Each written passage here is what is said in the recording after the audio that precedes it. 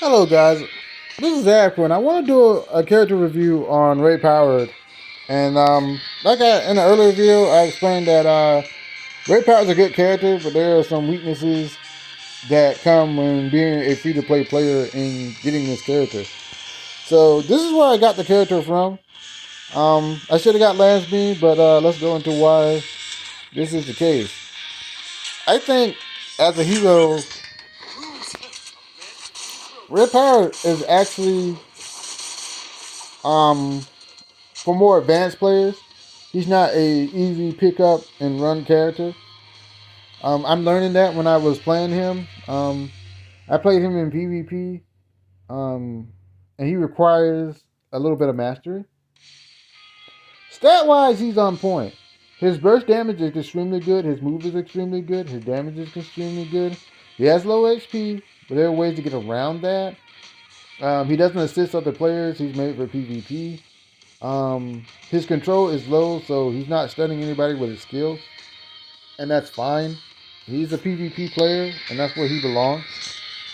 I wouldn't even. I would say that he's not even good for like PVE content. I don't see him standing out in PVE content.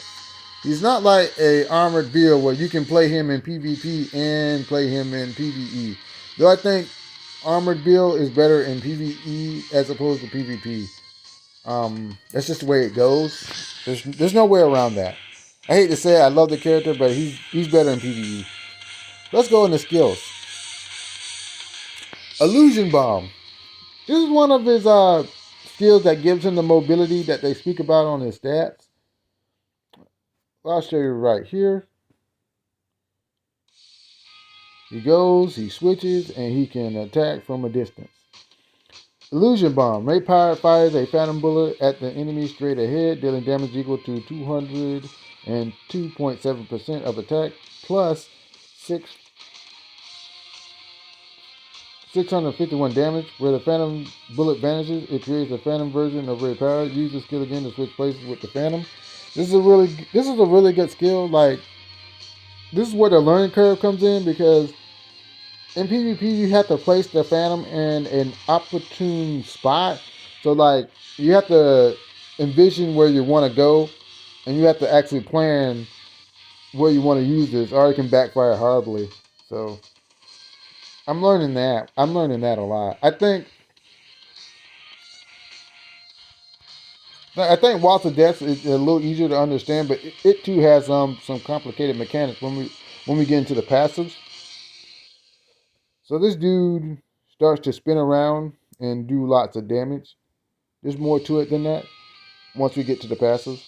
Waltz of Death. Ray Power leaps up and performs a death dance, dealing damage equal to 57.5% of attack, plus 179 damage to surrounding enemies every 2 seconds. It's a real good skill. It helps him do damage.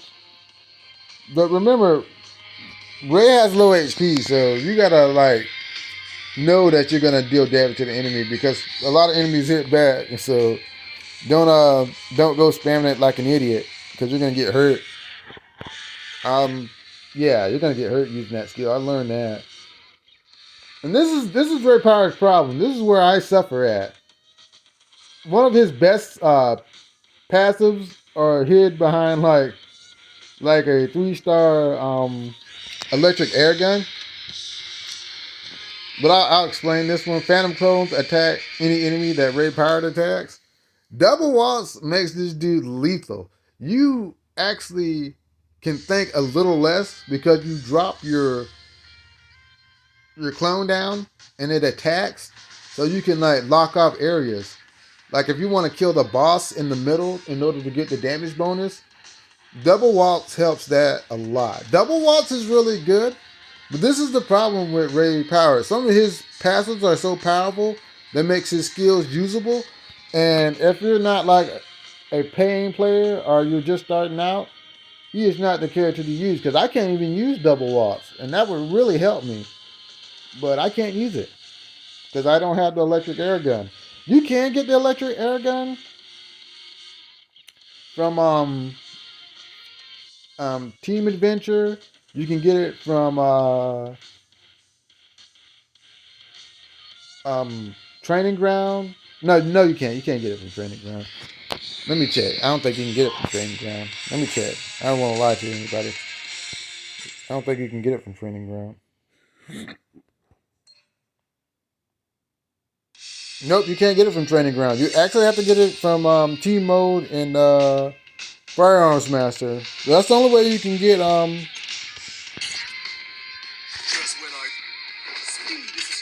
So that's the only way you can get unlock double walks is from doing the thorough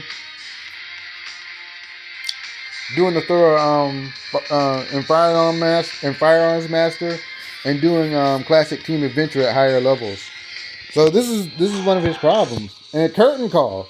When Waltz of Death finishes, Ray Poward deals damage to enemies on both sides and sends them flying. This is what saves Ray Poward from getting totally toasted. Because when you commit to doing Waltz of Death, you're open to getting attacked. With Curtain Call, you actually push people back and you can escape. You can drop down a clone and escape, or you have a clone already set up and you can escape. And this is where using Ray Power gets a little complicated. But in order for you to even get access to this, you have to have a 4-star TVC Gatling. And you can get this actually from the training grounds. You can actually get it from Firearms Master when you use Gatling guns. You cannot pick this up in Team Adventure. It doesn't drop in Team Adventure, so there's only 2 ways to get this, and one of them requires you to spend a lot of diamonds. And that's just the way things go. It kind of hurts, but yeah. Another thing, Bewitching Phantom, which is really good. His passes out of most S heroes are super good because they actually make his skills work. Damage dealt to enemies from Phantom Clone is decreased by 5%. That is amazing. That actually stacks with double watts, and that kind of blows that. This too, they'll say the assault grenade launcher. You actually can get this from City of Ashes,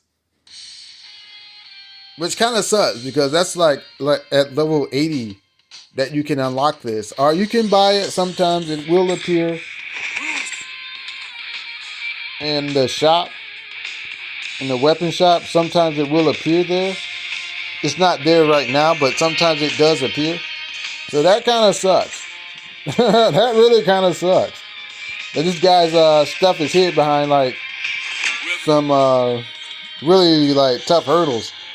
If you had, he's better for like a level 100, level 90 account than like the 67 account that I have. Fate Symphony, the closing movement, the winner of one's life, it's Waltz of Death. Deals damage equal to 5% of attack to enemies with less than 50% HP. This is really good when you're trying to finish off an enemy. But once again, you have to get the Ice Age, which is easier to get of the S weapons than most. Because sometimes it appears in the shop. You can randomly get it from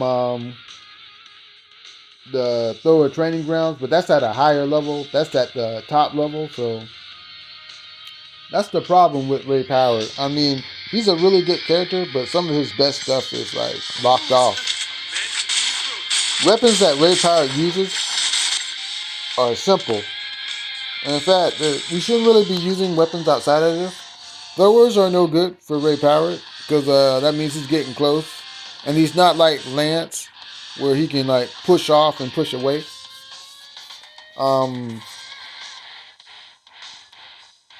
He's actually one of the few characters that really needs to be at a distance at times. So sniper rifles will actually work well for this guy. You'd be shot, but sniper rifles work well for him. Cannons work well.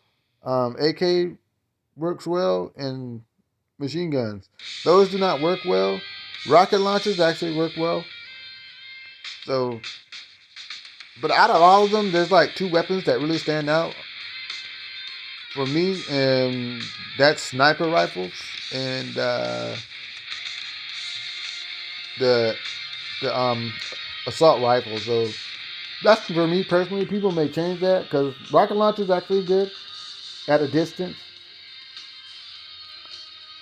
But for me, it's sniper rifle and the assault rifle.